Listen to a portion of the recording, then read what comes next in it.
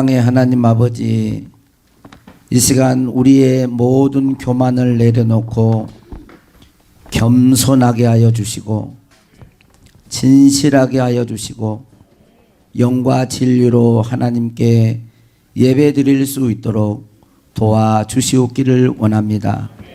우리를 통해서 한량없이 영광을 받으시고 이 시간도 큰 복을 내리워 주옵소서. 예수님 이름으로 기도하옵나이다. 아멘.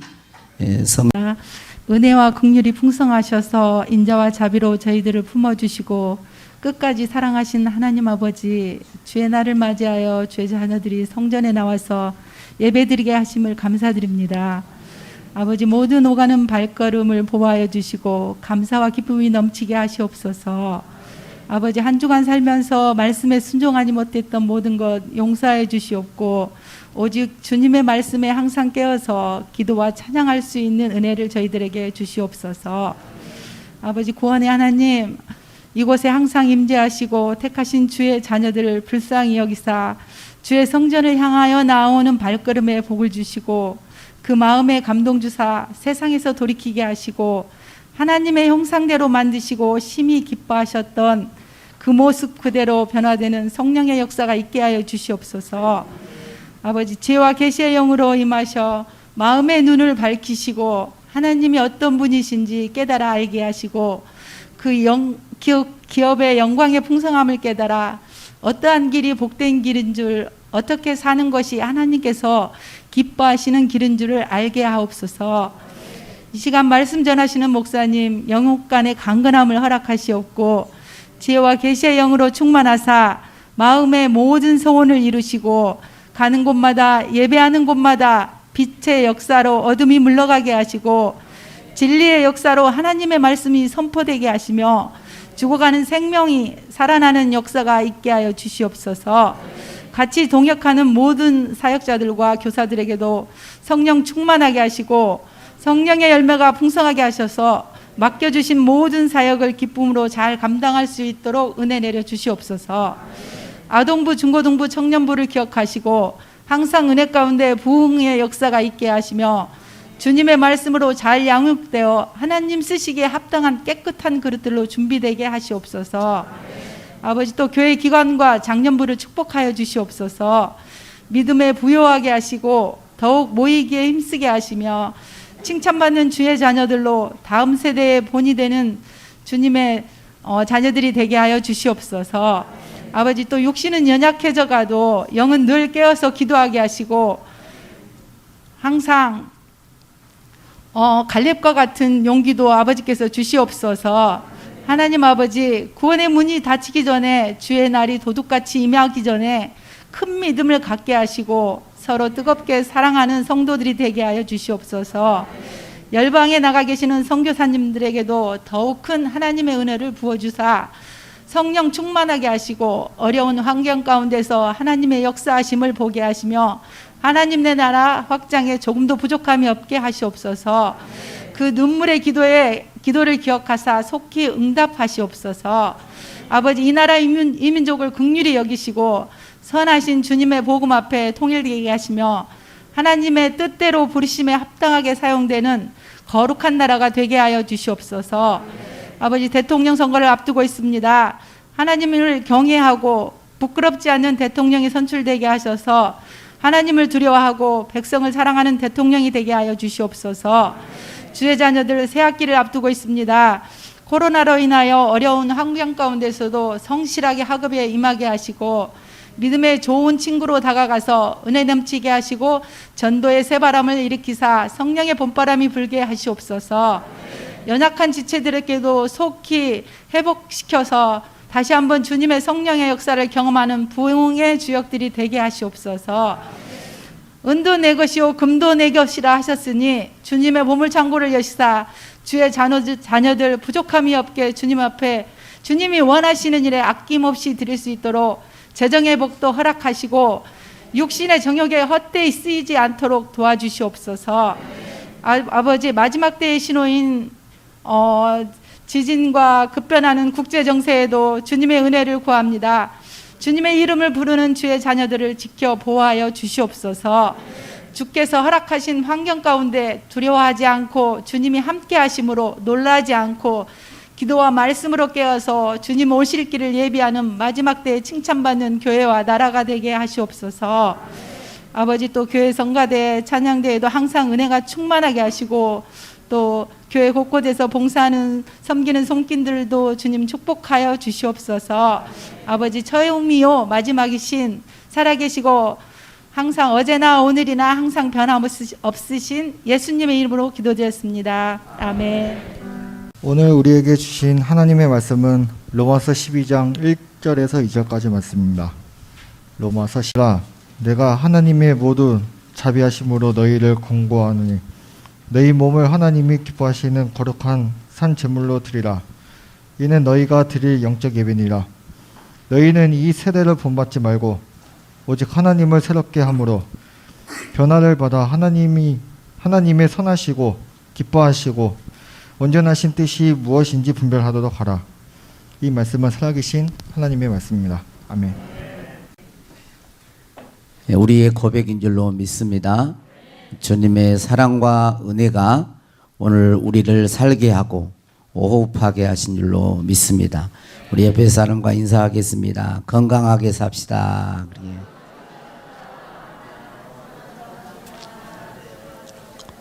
예. 건강은 이 육체의 건강만을 말하지 않고 영적이고 또 정신적인 것, 또 삶의 모든 건강을 의미합니다. 우리 예배에 또 성공합시다. 그래 한번 해봐요. 예배에 성공합시다.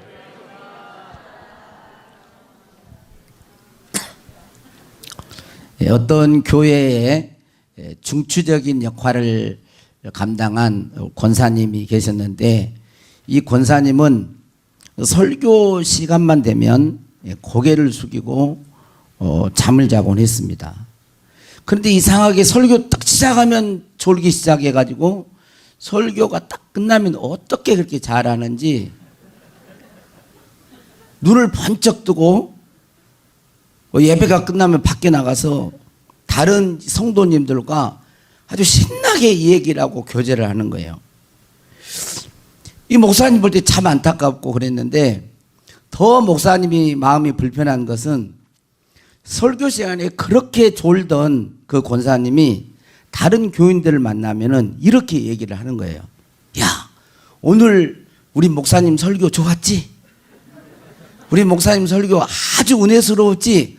막 그러면서 교제를 하는 거예요. 그래서 너무 의아했는데, 하루는 이 목사님과 그 권사님 1대1로 이렇게 만날 기회가 있어가지고 목사님이 농담 반 진담 반 이렇게 권사님에게 이렇게 말을 했습니다. 권사님, 매번 그렇게 설교 시간에 그렇게 주무시면서 어떻게 그렇게 제 설교가 좋다고 그렇게 말씀하실 수 있으세요? 그랬더니 그 권사님이 이렇게 말씀하시는 거예요. 그러면 목사님, 제가 목사님 설교가 재미없고 은혜가 안 되어서 맨날 존다고 말했으면 좋겠어요? 그러면서 그 다음에 뒤에 말을 덧붙이는 거예요. 목사님, 저는 목사님 설교할 때 매번 졸아도 은혜가 됩니다. 졸아도 은혜가 된다는 거예요. 여러분도 그러신가요? 아멘을 한 분도 안 하시네. 네, 오늘 우리는 예배를 드리러 교회에 왔습니다. 그런데 여러분, 하나님께 왜 예배를 드리세요? 왜 우리는 하나님께 예배를 드려야 되는 거예요? 예, 예배라는 그 단어는 한자로 예돈예, 그러니까 뭐예요? 경의를 표한다. 예돈예자에다가 절배자를 쓰는 거예요. 그러니까 절하다, 감사하다, 사의를 표하다. 그러니까 이 예배라는 말은 공경의 표현으로 엎드려 절한다는 거예요. 우리가 이제 그 어린 아이들이 부모님의 은혜를 생각하면서 설 때 보면 세배를 하잖아요. 예? 사랑과 공경의 마음을 담아서 그 은혜에 감사해서 그렇게 표현을 하는 거죠. 엎드려서 절을 하는. 이게 뭐냐면 예배라는 그런 말이에요.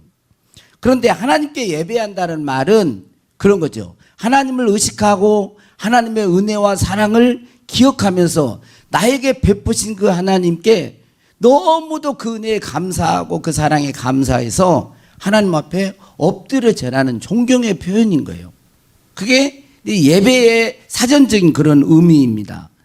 수요일 저녁에 우리가 나오신 분들은 이제 기독교 신앙의 가장 기본이 되는 요리문답을 하는 가운데 이번 주 수요일 날은 이제 하나님의 자녀들이 어떻게 살아야 하는가라는 거기 그 말씀을 하면서 십계명에 대한 이야기를 했어요. 십계명 중에 제 4계명이 뭐죠?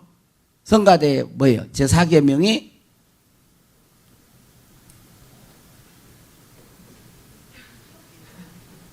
말하면 또 틀릴까봐 반석이 긴장하고 있지 말고, 예.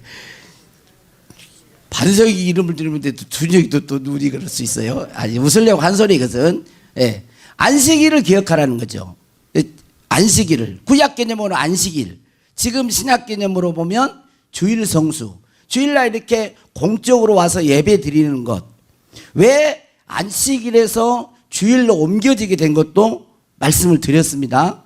말씀을 드렸어요. 자, 그건 이제 자세하게 설명할 수 없고, 출애굽기나 신명기서에 보면 안식일을 기억해서 거룩하게 지키라. 이 안식일에는 일하지 말고 쉬면서 하나님 앞에 예배 드리도록 그렇게 말을 했어요. 그런데 이 안식일을 지키라고 했는데 이 안식일이 출애굽기의 안식일을 지키라는 그 이유와 신명기 5장에 나와 있는 안식일을 지키라는 그 이유가 같은 의미가 있지만 조금 달라요. 각도가.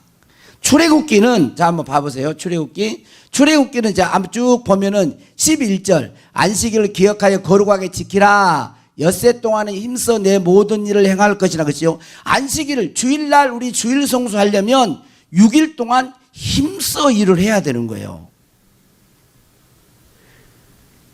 힘써 6일 동안 일을 하지 않고 자기 생활에 성실하지 않고 주일날만 하루 와가지고 예배 드린다. 이것은 온전한 안식의 의미가 아닌 거예요. 그러니까 6일 동안은 힘써 자기의 일을 하는 거예요. 그리고 이 하루는 안식일, 지금으로 보면 주일, 예수님이 부활하신 이 주일은 거룩하게 우리가 지키는 일곱째 날 안식일 쭉 하면서 11절 보세요. 이는 왜 이렇게 안식일을 지켜서 하나님께 예배를 드려야 되느냐. 11절 우리 같이 읽겠습니다. 시작. 이는 엿새 동안에 나 여호와가 하늘과 땅과 바다와 그 가운데 모든 것을 만들고 일곱째 날에 쉬었음이라. 그러므로 나 여호와가 안식일을 복되게 하여 그 날을 거룩하게 하였느니라. 거룩하겠다는 구별했다는 말이거든요. 자, 여기서는 출애굽기는 이렇게 안식일을 지켜서 이 안식일을 복되게 했는데 이 안식일을 지키라고 하는 그 이유를 뭐예요? 하나님이 이 우주 만물을 창조하셨기 때문에, 이 우주 만물을 창조하시고 제7일 때 안식하셨기 때문에 우리도 하나님의 형상으로 창조받은 우리들도 피조물이기 때문에 하나님과 함께 쉼을 갖고 하나님과 교제하고 하나님과 사귀고 하나님 앞에 예배드리라고 이렇게 출애굽기는 말을 하는 거예요. 자, 신명기 5장으로 이제 가보겠습니다.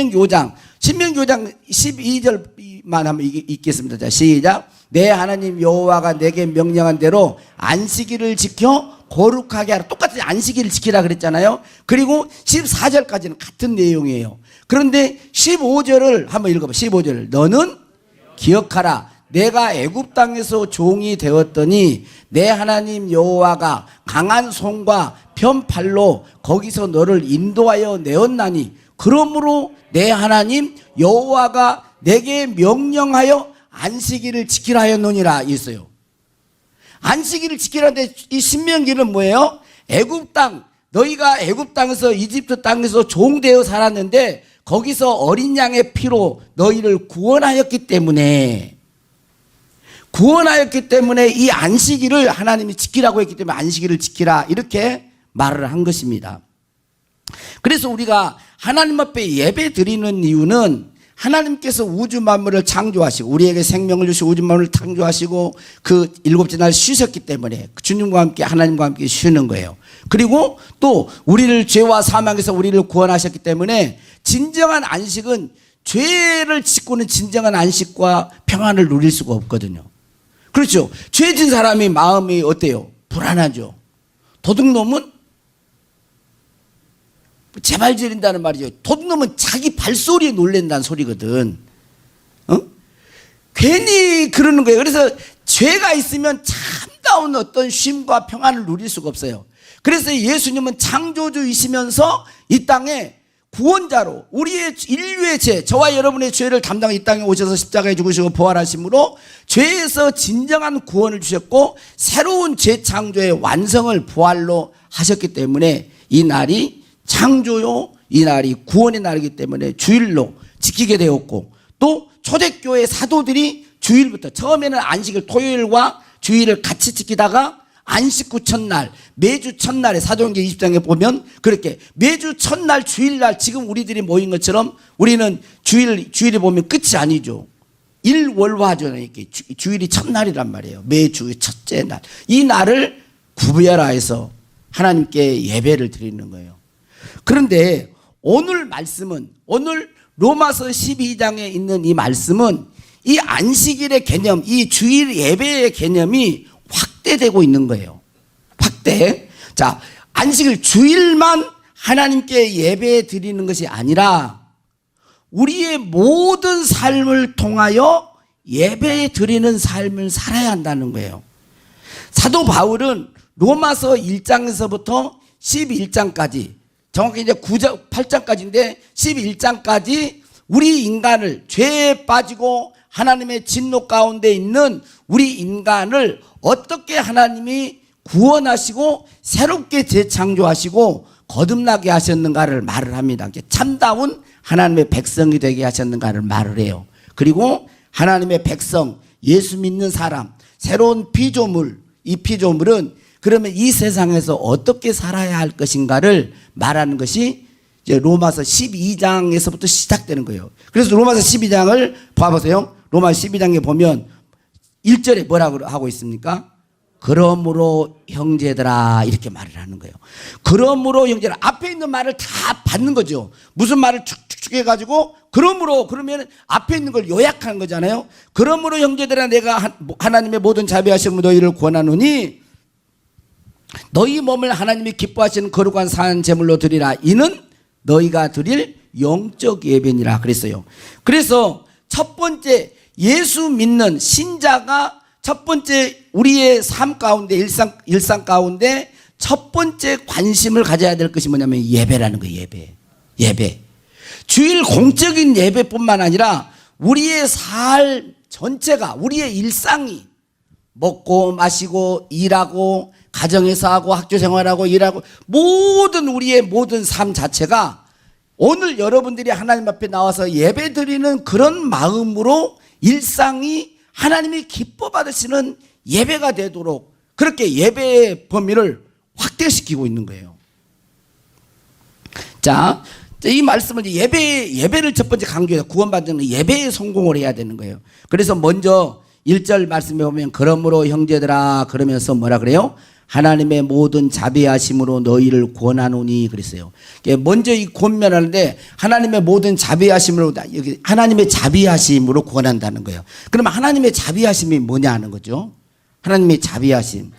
이 자비라고 하는 이 단어는 헬라어, 신약 성경은 헬라어로 기록됐잖아요. 구약 성경은 히브리어로 기록됐단 말이에요. 그런데 신약 성경의 자비하심이라고 하는 이 헬라어 단어는 어떤 뜻이 있냐면 고난에 빠진 사람의 고통스러움을 헤아린다는 뜻이에요. 그러니까 어떤 사람이 진짜 고난 가운데 있어. 고난에 처해서. 이게 그러면 자비라고 하는 말은 그 사람의 고난을 헤아려 동참하는 걸 말해요. 참여하는 걸 말을 해요. 그런데 히브리어에서 이 자비라고 하는 뜻은 뭐냐면 조금 더 강한 표현이에요. 뭐냐면 내 창자가 끊어졌다라는 말이에요. 여러분, 창자가 끊어지면 어떻게 되는 거예요? 죽게 되는 거죠. 그러니까 이 고난, 이 자비라고 하는 단어는 뭐냐면 상대방의 고난, 또 상대방의 고난을 내가 헤아리다가 내 창자가 끊어졌다라는 것이 뭐냐면 자비라는 뜻이에요. 그러니까 하나님의 자비라는 말은 뭐냐면 하나님이 우리 인간의 삶을 보고 우리 인간의 조건과 환경을 보고 고통스러워서 이 고통을 헤아리다가 하나님이 죽었다라는 것이죠. 하나님이, 이게 하나님의 자비하심이에요. 그러니까 불쌍히 여기 정말 길 가다가 보면 한 푼 주십시오, 한 푼 주십시오. 아이고 불쌍해. 이게 이런 정도의 자비가 아니고 그 사람의 고통을 헤아리다가 내 장자가 끊어져서 죽는 거예요. 그러니까 하나님께서는 우리 인간의 조건, 죄와 사망에 매여 있고 마귀의 종노릇하고 있고 나중에 죄의 형벌로 영원한 지옥 형벌을 당해서 영원히 고통당하는 그것을 바라보고 헤아리다가 장자가, 이제 인간적인 표현이에요. 장자가 끊어져 죽은 거예요. 그게 뭐죠? 하나님이 이 땅에 우리 인간을 위하여 오셔서 인간의 몸을 예수님, 성자 예수님이 땅에 오셔서 십자가에 죽으신 것을 의미하는 거예요. 이 하나님의, 그러니까 앞에 있는 11장까지에 있는 말을 다 요약한 거죠. 하나님의 자비하심으로 너희를 구원한다. 그러니까 얼마나 강력한 표현인 거예요. 그러니까 부모가 자기 자식한테 내 창자가 끊어지는 내가 목숨을, 내 생명을 내고 너한테 권면한다. 제발 이렇게 좀 살아라. 이렇게 좀 살아라. 그런 표현인 거예요. 아니, 이렇게 끊어진다라는 소리에 끊어져 버린 죽음을 가지고 말을 하는 거예요. 그것으로 우리를 구원하는 거예요. 그러니까 얼마나 강력한 표현이고 간절한 소원인지를 우리는 받아야 됩니다. 그게 뭐죠? 이렇게 하나님의 강곡한 권면, 하나님이 신자인 우리들이 그렇게 살아주기를 원하는 강곡한 권면의 말씀이 뭐예요? 그게 그 다음에 있는 말이에요. 뭐죠? 너희를 권하노니 하면서 너희 몸을 하나님이 기뻐하시는 거룩한 산 제물로 드리라. 이는 너희가 드릴 영적 예배니라. 그러니까 한마디로 간단하게 말하면 우리가 영적 예배자로 살기를 원한다는 거예요. 영적 예배자. 따라서 하나님이 간절히 하나님의 자비하심으로 우리에게 권하는 것은 영적인 예배자로 살기를 원해요. 영적 예배를 드리며 살기를 원해요.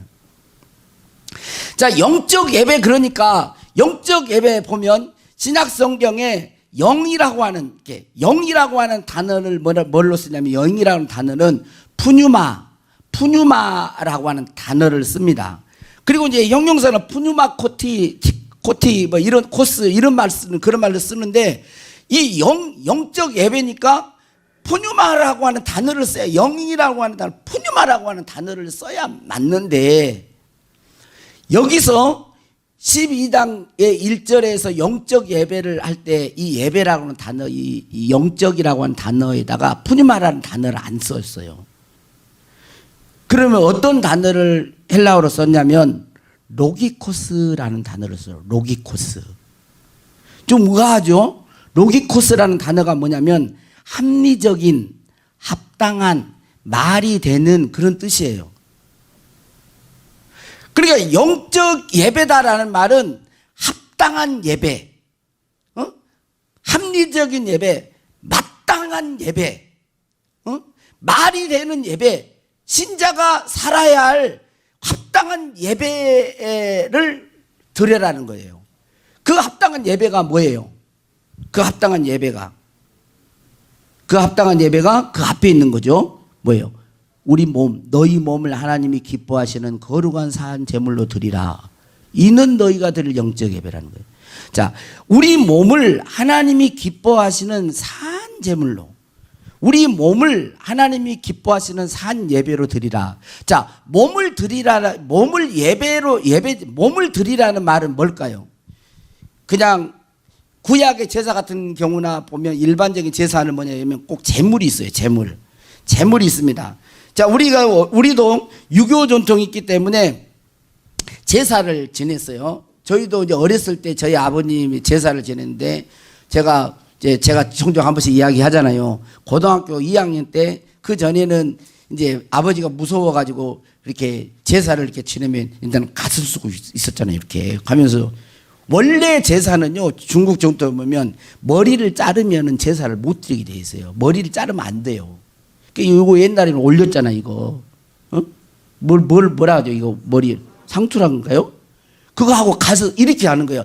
머리를 잘라버리면 안 돼. 근데도 이제 그런 건 이제 놔둬버리고 해서 절을 하면서 했단 말이에요. 그런데 보세요. 재물 있죠. 근데 고향 그 조상에 뭐 가면서 했어요. 근데 제가 고등학교 2학년 때 한데 도저히 절을 안 나오더라고. 절이.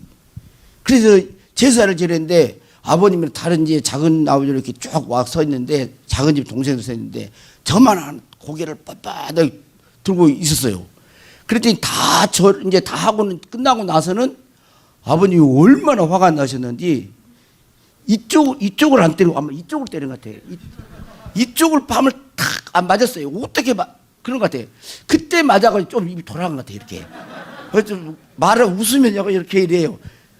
그래 했단 말이에요. 이게 재물을 들여버리고 상관없이 되는 거예요. 제사를 할 때도 구약에도 뭐냐면 이스라엘 백성들이 제사를 많이 드렸잖아요. 양을 잡아 드리고 그럼 나가서는 뭐예요? 매 우상 숭배하고 막 그렇게 살았단 말이에요. 물론 그러 안 할 때도 있었지만 제사 의식적인 것, 격식 갖추고 형식적인 것은 열심히 했어. 근데 삶은 하나님을 경배하는 삶을 안 사는 거예요. 그런 예배는 진짜 예배가 아니라는 거예요. 몸으로 하나님께 기뻐하는 예배를 드리라 이 말은 너의 생활 모두가 다 하나님이 기뻐 받으시는 예배가 되도록 하라는 거예요. 이게 뭐냐면 합당한 예배라는 거예요. 왜? 하나님이 자비하심으로 우리를 권하는 거. 예수 그리스도께서 죽으시고 우리의 죄에서 구원해 주시고 이렇게 하셨는데 이러한 우리들이 하나님 앞에 마땅한 반응, 마땅히 드려야 될 예배는 뭐겠어요? 하나님이 기뻐하시는 우리의 생활 전체가 하나님이 기뻐하시는 예배자의 삶이 되는 거예요.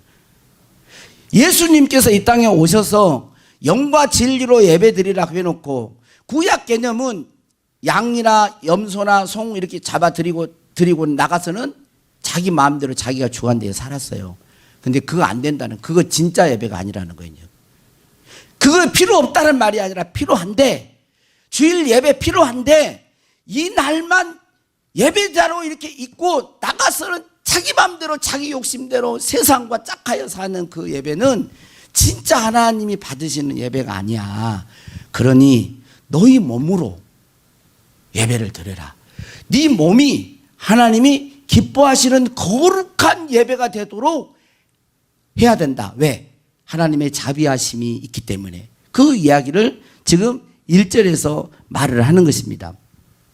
자, 그래서 이 말씀은 뭐냐면 고린도전서 6장 19절과 20절에 말씀하고 일맥상통하는 말이에요. 자, 한번 봐보세요. 자, 한번 읽어봅니다. 자, 시작. 너희 몸은, 우리가 여기 12장에서도 너희 몸은 할 때 이 몸은 소마라는 단어를 쓰고 여기도 너희 몸은 사륵스하고는 좀 달라요. 사륵스는 죄성을 가진 육체를 말을 해요. 육신을 의미하면 여기는 몸은 그냥 우리 인간의 몸을 얘기해요. 자, 몸, 소마는, 자, 소마예요. 너희 몸은 여기 12장 너희 몸은 똑같은 단어예요. 자, 너희 몸 시작. 너희 몸은 너희가 하나님께로부터 받은 바 너희 가운데 계신 성령의 전인 줄을 알지 못하느냐. 너희는 너희 자신의 것이 아니라 값으로 산 것이 되었으니 그런즉 너희 몸으로 하나님께 영광을 돌리라 그랬어요. 자, 여기 보면 우리 몸은 뭐라는, 예수 믿는 사람의, 예수 믿는 신자, 예수님을 영접하고 신자의 몸은 그냥 단순한 몸이라는 거예요? 아니라는 거예요? 단순한 몸이 아니라는 거예요. 성령이, 하나님의 영인 성령이 거하시는 성전이다 그래요. 따라서 여러분 예수님을 믿으시죠? 여러분 영접할 수 있기를 바랍니다. 예수님을 믿는 것과 믿지 않는 것은 영생을 가르는 거예요. 단순히 이 땅에서 20년 잘 살고 못 살고의 문제가 아니란 말이에요. 이건 엄청나게 중요한 거예요. 예수를 믿는 것은. 자, 예수님을 지금 아직 안 받은, 믿지 않는 분들은 영접해서 예수님 믿을 수 있기를 바라고, 예수님을 믿는 사람, 신자는, 신자의 몸은 그냥 몸이 아니라는 거예요. 뭐예요? 성전이라는 거, 성전. 하나님의 성령이 내주하시는, 거하시는 성전이라는 거. 성전의 기능은 하나님께 예배하는 거예요. 그러니까 교회 안에서 한미나 은비야 은세야, 교회 안에 있을 때 내가 성전 됐다가 밖에 나가면 성전이 아닌 게 아니고, 성령은 우리 곁에서 내주하시고 영원히 떠나지 않아요. 세상 끝날까지 함께. 성령은 탄식하시고 근심하시기는 하시지만 우리 안에서 거하신단 말이에요. 진짜 예수님을 믿고 회심한 사람이라면. 자, 그러면 성령님은 내 안에 계셔서 나는 성전으로 돌아다니는 거예요. 성전으로 집에 들어가고 성전으로 직장에 가고 성전으로 누구를 만나고 성전으로 이렇게 하는 거예요. 그 성전의 기능은 하나님께 경배하는 거예요. 그래서 너희 몸으로 하나님께 영광을 돌리라 그래서 몸뚱아리만 당장 이렇게 딱 드리고 제사 드리듯이 뭐 제물 바치 딱 이렇게 드리고 끝나버리는 게 아니고 이 몸이 존재하는 우리의 생활 전체가 하나님이 기뻐 받으시는 거룩한 산 제사, 제물, 예배가 되도록 하는 것. 이것이 신자의 마땅한 합당한 예배다. 이렇게 신령한 예배라는 그 말도 영적 예배라는 말도 돼요. 왜냐하면 이 합당한 예배를 드리려면 사람의 노력과 힘으로는 합당한 예배를 드릴 수가 없거든요. 그러니까 영의 예배라고 영적 예배라고 해도 말은 맞는 말이에요. 왜? 합당한 예배 이렇게 하나님 기뻐하는 우리 몸을 거룩한 산제물로 드리는 예배를 드리려면 성령이 역사해야 되거든. 성령이 역사 안 하면 안 돼. 그래서 번역을 이렇게 했어요. 영적 예배다. 응? 그리고 베드로전서 2장 2절에 보면 신령한 전서 사모할 때 이 신령한도 이 단어가 똑같은데 딱 두 번 썼어요. 여기에 같은 단어를. 그러니까 이 맞는 말인데 삶 전체가 예배를 드려요. 자, 그러면 구체적으로 그러면 어떻게 우리의 몸으로 하나님 기뻐하는 산 예배, 영적 예배를 드릴 수 있느냐. 그게 이제 구체적인 삶의 실천이 뭐냐면 2절의 말씀이에요. 2절.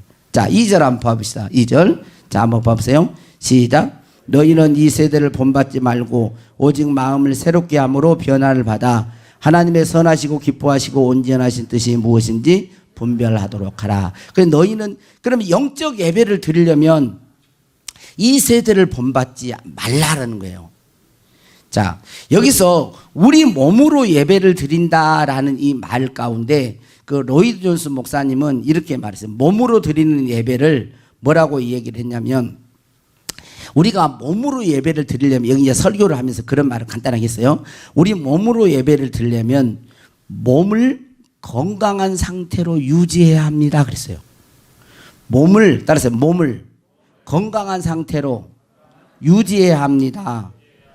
몸으로 예배를 드리려면 몸으로 하나님이 기뻐하는 예배를 드리려면 건강한 몸과 건전한 마음을 가져야 돼요. 건강한 몸과 건전한 마음, 이런 영은 상호 연관성이 있어요. 그러면서 이런 말을 했어요. 저한테 제가 제일 취약점 중에 하나인데 로이준스 목사님이 이렇게 이걸 이제 설명하면서 그랬어요. 여러분들이 어떤 운동도 하지 않는다면 영적인 사람은 되지 못할 것입니다. 그랬어요. 우리가 영적 그러면은 기도만 하고 막 그런 게 영적인 것 같잖아요. 기도만 하고 막 골방 들어가가지고 막 뭐 이렇게만 하고 성경 보고 기도하고 성경 보고 기도하고 막 이것만 영적인 것 같잖아요. 그렇게 생각하기 쉽잖아요. 근데 그분은 그렇게 말을 하는 거예요. 운동하지 않으면 영적인 사람이 될 수 없다는 거예요. 몸으로 예배를 이렇게 몸으로. 늘 그런 것도 제가 주입합니다. 그래가지고 가능하면 지금은 좀 안 되지만 시간을 쪼개서라도 1시간씩이라도 계속 운동을 하려고 그래요. 응? 그리고 우리가 몸으로 예배를 때 건강관리가 아주 중요해요. 건강 중요합니다. 그래서 건강하게 삽시다. 그래서 한 거예요. 앞에서 그냥 하는 게 아니고. 여러분 건강 관리를 하셔야 돼요. 나이 먹어서 못 움직이실 수도 있고 그러지만 그러기 전에 최소한 운동하시고 막 좀 뛰고 일도 이제 좋지만 일도 그 시간 내 가지고 우리 어떤 집사님은 일하고 와서 저녁에 그 막 8시에 밥 먹고 또 1시간씩 갔다 오시고 막 그러시더만. 좋아요. 네? 좋아요. 자, 몸으로 예배를 드리는 거 건강 관리 중요한 거예요. 그다음에 여러분 몸의 소욕을 따라 살면 몸으로 영적 예배를 드리는데 실패할 거 아니에요. 몸의 소욕으로. 그러니까 우리 몸을 너무 무시해도 안 되고 우리 몸을 너무 우상시해도 안 돼요. 우리 몸을 너무 경시해도 안 돼요. 몸은 성전이에요. 성전. 그래서 잘 관리하고 이 몸으로 자꾸 육체적인 소욕과 세상의 것으로 자꾸 이렇게 하는, 그게 뭐냐면 이 세대를 본받지 말라는 거예요. 여러분, 이 세대, 왜 이 세대를 본받지 말고 그런 말을 했을까요? 한번 생각해 봐요. 왜 그랬을까? 신자라 해도 이 세대를 본받고 살아가는 사람들이 있기 때문에 이렇게 하는 거예요. 그렇죠? 이게 없다면, 신자가 이게 없다면 이런 말을 필요가 없죠. 이 세대라는 말은 그 단순한 말이 아니에요. 이것은 아주 광범 많은 걸 내포해요. 자, 그런데 성경에서 이 세대라는 단어는, 자, 그냥 간단하게 이제 봅시다. 간단하게 별로 길게만 설명하는데요.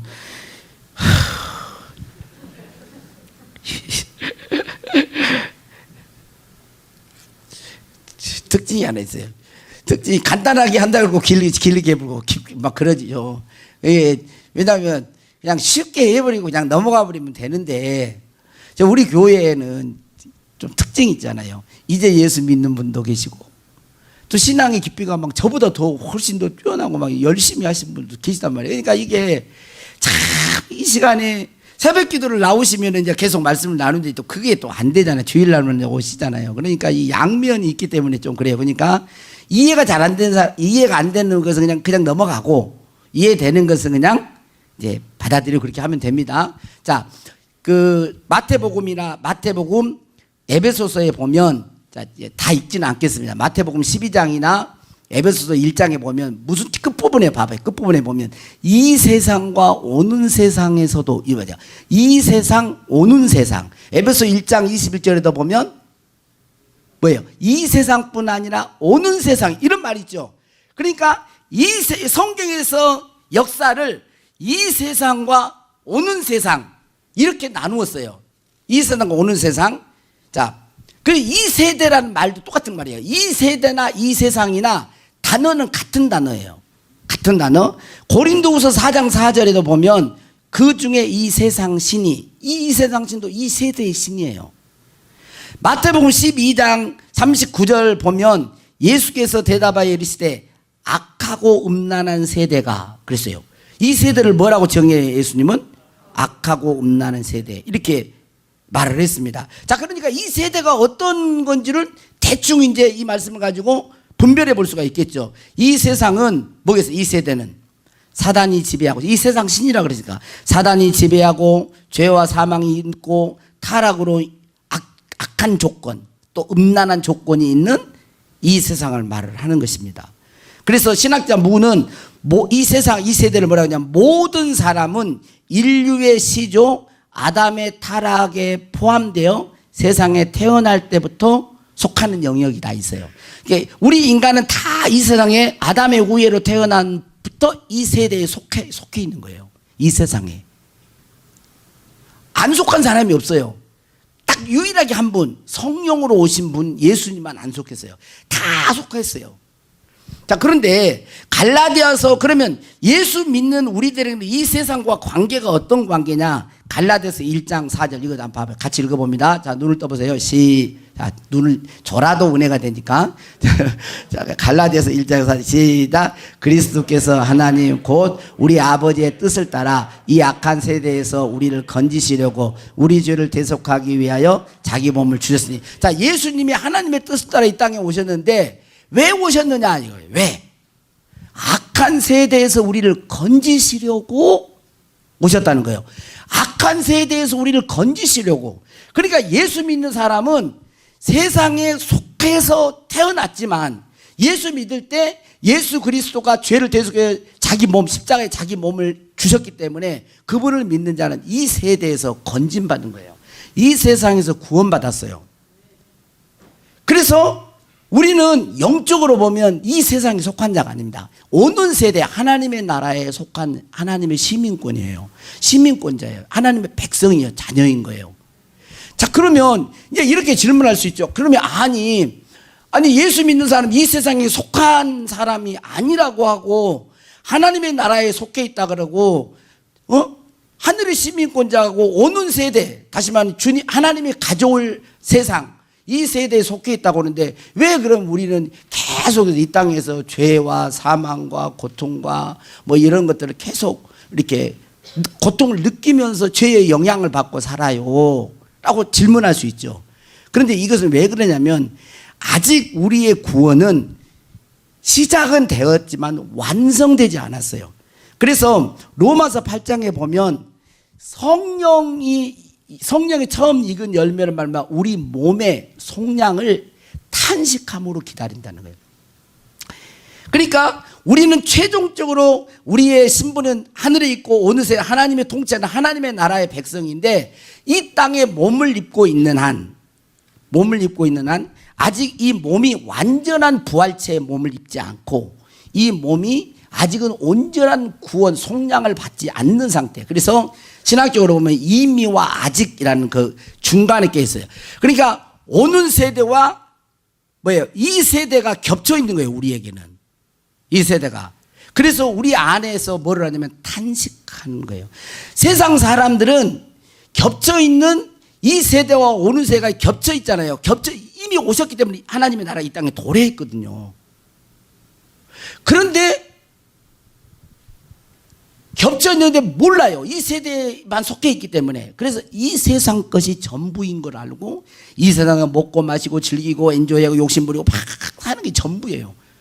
근데 예수 믿는 사람은 그렇게 살 수가 없어요. 어떻게 아느냐? 우리가 어떻게 하나님의 나라에 속한 백성인 걸 어떻게 아느냐? 그것은 뭐냐면 우리 안에 거하신 성령이 뭐냐면 탄식하죠. 성령은 구원받은 백성들의 인침, 보증으로 우리에게 성령이 오신 거거든요. 에베소서 1장이라든지 고린도전서 5장에도 보면 다 그런 내용이에요. 성령이 보증으로 우리 가운데 오셔서 인쳤어요. 그래서 이 성령이 하나님의 뜻대로 안 살고 그 하나님의 백성들께 살지 않으면 이 세상에 속해서 이 세상의 것들을 다 받아들이고 살잖아요. 그러면 우리 안에서 계속 탄식합니다. 하나님의 백성은 영적 예배를 드리지 않고 하나님이 기뻐하시는 우리의 몸의 삶의 예배를 드리지 않으면 우리 안에서 답답해하고 탄식하고 괴로워하고 고통스러워해요. 그게 하나님의 나라를 소유한 백성들에게 있는 거예요. 그래서 겹쳐있기, 오는 세대와 하나님의 나라가 이게 겹쳐있기 때문에 신자, 하나님의 백성들은 싸움이 있는 거예요. 영적 싸움이 있는 거예요. 영적 싸움. 몸부림치는 영적 전쟁이 있어요. 세상은 계속 우리를 끌어당기는 이 몸의 소욕을 가지고 계속 끌어당겨서 세상에 이 본받다라는 말이 뭐냐면 세상의 틀과 구조 속에 우리를 집어넣는 걸 말을 해요. 너희는 이 세대를 본받지 말고 너희는 이 세대를 본받고라는 말은 뭐겠어요? 이 세대의 유혹과 세상의 것이 그 틀 안에 우리를 딱 가두어 버리는 거예요. 근데 본받지 말라는 이 틀을 유혹하고 끌어당길 때 뭐예요? 본받지 말라는 그것에 저항하는 걸 말해요. 저항하는. 몸의 소욕대로 살지 않는 저항하는. 그리고 오직 마음으로 새롭게 변화를 받아. 이것도 현재 시대예요. 이거 뭐냐면 이 세대를 본받지 말라도 현재 시대고 오직 마음으로 새롭게 변화를 받아도 현재 시대. 이거 말하면 현재 시대라는 말하면 계속 지속적으로 그래라는 거예요. 그러니까 이 세대는 끊임없이 우리의 몸의 소욕을 가지고 계속해서 세상의 틀과 세상의 구조와 세상의 계속 끌어당기는 힘이 있습니다. 그런데 우리는 하나님의 나라의 백성이고 예수 그리스도의 대속의 죽음으로 이 세대에서 건진받았기 때문에 이 세상에 속한 백성이 아니기 때문에 그걸 저항하고 거절하고 늘 마음으로 새롭게 함으로써 늘 그렇게 하는 거예요. 이게 신자가 드리는 영적 예배예요. 신자가 드리는. 때로는 넘어지기도 해요. 몸의 소욕 때 그렇지만 다시 일어나서 다시 이 세대의 유혹과 이런 걸 저항하면서 계속해서 다시 오실 예수 그리스도의 약속을 붙들고 몸의 온전한 속량을 바라보면서 가는 것. 이게 이 세대를 본받지 않고 영적으로 예배를 드리는 이렇게 사는 사람은 뭐겠습니까? 이게 하나님의 선하시고 기뻐하시고 온전한 뜻이 무엇인지 분별하면서 하는 거예요. 자, 몸으로, 자, 오늘은 조금 이게 실천적인 부분이기 때문에, 자, 여러분 이 세대를 본받지 않으려는 것이 예수 처음 믿을 때뿐만 아니라 지금도 앞으로 미래에도 있어야 됩니다. 어떤 사람은 예수 처음 믿을 때만 그런 마음을 갖고 현재는 안 가져버린 사람이 있어요. 계속 죄에 지니까, 이 유혹에 지니까 그냥 거기 틀에 맞춰가지고 그냥 딱 자기를 맞춰서 살아버립니다. 이건 그리스도인의 삶이 아니에요.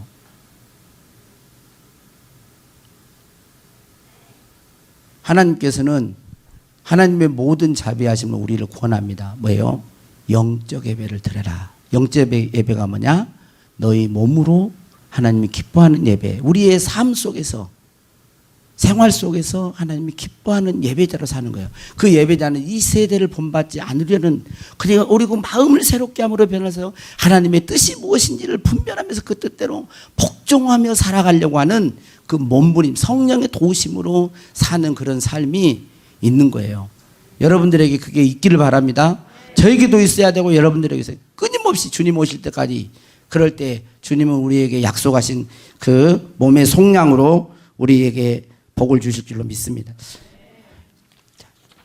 하나님의 은혜에 하겠습니다.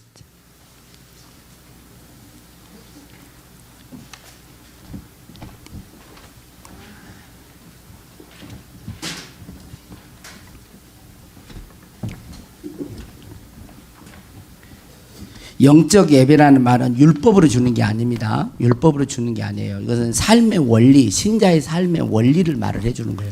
여러분들이 삶 속에 적용하며 사는 것은 여러분들이 이렇게 하는 것입니다. 하나님의 은혜, 다시 한번 하나님의 은혜와 그 사랑을 기억하면서 이 세대를 저항하고 그렇게 하나님의 뜻대로 예배드리는 영적 예배자로 살기를 바랍니다. 나를 지으신 이가 하나님, 나를 부르신 이가 하나님, 나를 부르신 이가 하나님, 나를 보내신 이도 하나님, 나를 보내신 이도 하나님, 나의 나 된 것은 다 하나님 은혜라. 나의 달려갈 길 다가도록, 나의 마지막 호흡 다하도록, 나의 마지막 호흡 다하도록,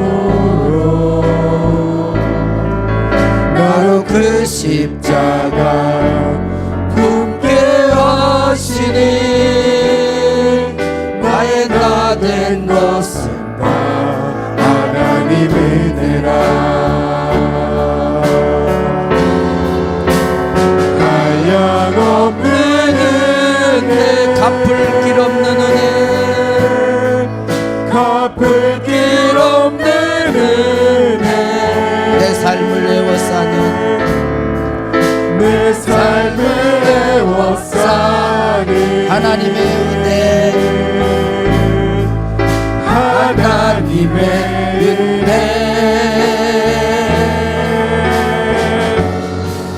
나 주저함 없이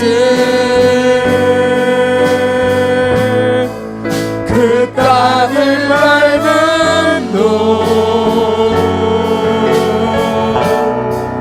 나를 붙드시는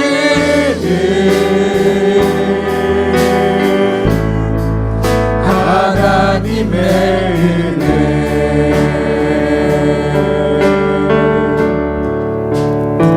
다 같이 잠깐 반주하고 다시 한번 우리가 이 말씀 붙들고 하나님이 기뻐하시는, 우리 몸으로 하나님이 기뻐하시는 거룩한 그런 예배 드릴 수 있도록 하나님 다시 한번 주님의 그 자비하심, 하나님의 자비하심을 기억하게 하시고 우리의 존재가 이 세대에 속한 자가 아니라 하나님 이 세대에서 건진받은 하나님의 자녀인 걸 알고 이 세대를 본받지 않고 오직 마음을 새롭게 함으로 변화를 받게 도와주시고 마음으로 새롭게 변화를 받을 때 우리는 하나님의 선하시고 기뻐하시고 온전하신 뜻이 무엇인지 분별하며 살아갈 줄로 믿습니다. 우리 한 30초 동안만 다시 우리 기도하도록 하겠습니다. 오, 주님, 하나님, 우리 안에 내주하신 성령님, 우리 몸으로 영적 예배를 드릴 수 있도록 우리 몸으로 하나님이 기뻐하는 거룩한 산 예배, 산 제사를 드릴 수 있도록 주여 주님과 함께 우리가 죽고 주님으로 사는 아버지 하나님, 우리가 이 세대를 본받지 않고 저항할 수 있는 그러한 힘을 성령님 공급해 주시고 하나님의 진리의 말씀에 늘 마음을 새롭게 함으로 우리의 공적인 예배뿐만 아니라 우리의 생활 속에서 하나님이 기뻐하는 예배자로 살게 하고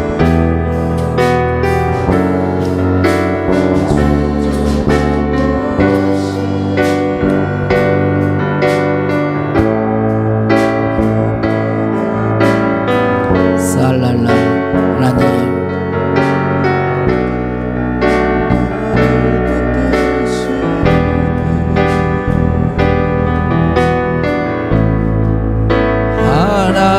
하나님의 은혜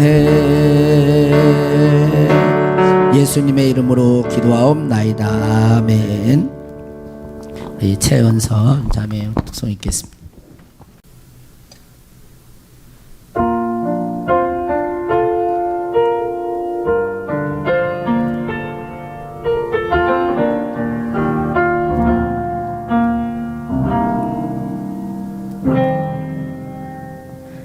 주님 내가 여기 있사오니 나를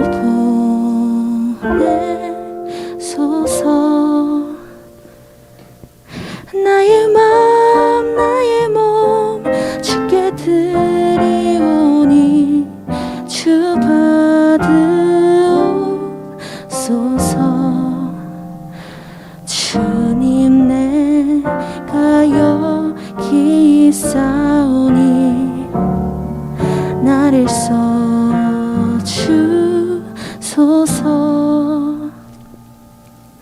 가진 것 모두 다 주께 드리오니 주 받으옵소서.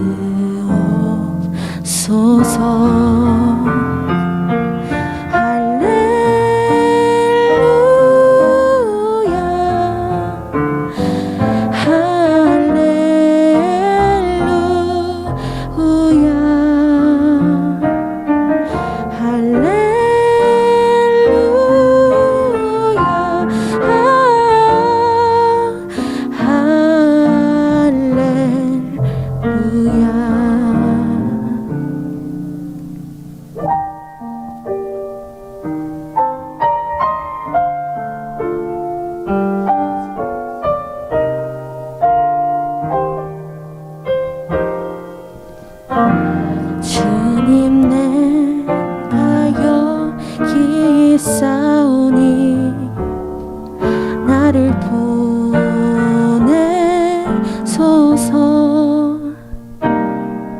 나의 맘 나의 몸 주께 드리오니 주 받으옵소서.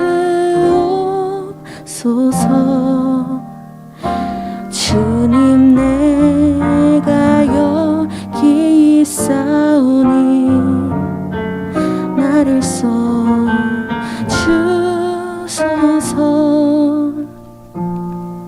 가진 것